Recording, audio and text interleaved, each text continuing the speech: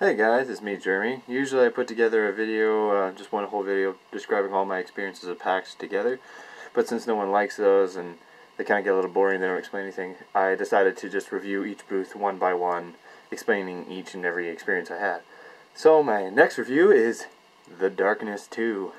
It's a sequel to the original Darkness that was released back in mid-2000. And it was actually pretty good. It's based off the Top Cow comic book series, and like the comic books, the first game kept a really good, story and narrative, and I actually really enjoyed it on not only just to play it, but to engage in the story. The demo that they had, the booth they had let me describe the booth first.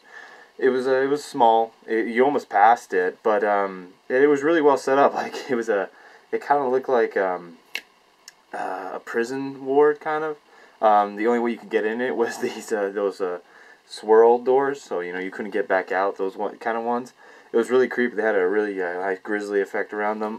They didn't allow any filming, so I couldn't take any pictures once I got inside of it. But they pretty much were demoing the first, I would say actually the beginning of the game.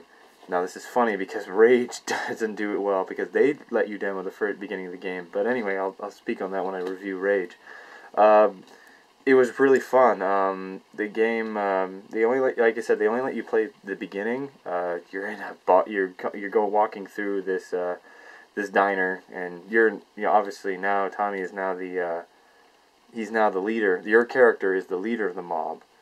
He's made his own mob now. So you're walking through this diner, and then all of a sudden you sit down to these two women, and then one of them gets their head blown off, and the other one just gets crushed by this car, and then ensuing this gunfight with you're being dragged as these guys are trying to kill you, and then the only way you can save yourself is you have to unleash the darkness. You've been trying to hold it back for 2 years, and you unleash it, and then they've got some cool.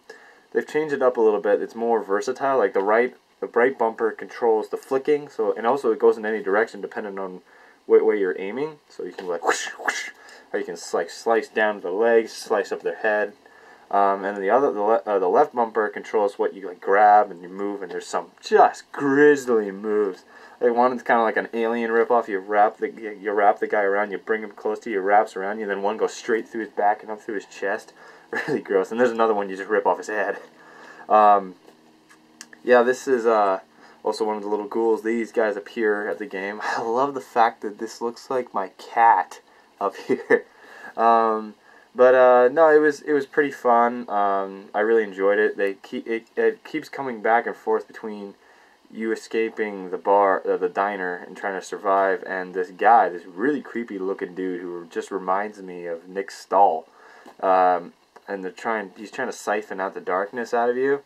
But it's really grisly. Oh, that's the other thing too. Within the first few seconds, you notice that the art style has changed. Instead of having a more realistic look, they're going for a more graphic style. So there's more harder outlines. The shaders are. It almost looks like the people's faces don't move, but they do. So it's just kind of the art style. It's it really looks like you're looking at a comic book.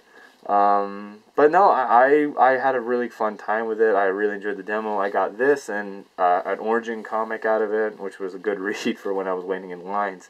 But as for whether you play this or not, it really depends on whether you like the first one or not. If you haven't played the first one, I'd suggest it. It's really gory. It's probably one of the goriest games I've ever seen.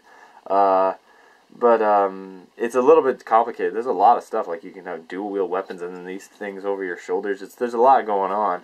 But if you like a game with really good narrative, I would definitely suggest this. My next review, speaking of which, will be Rage.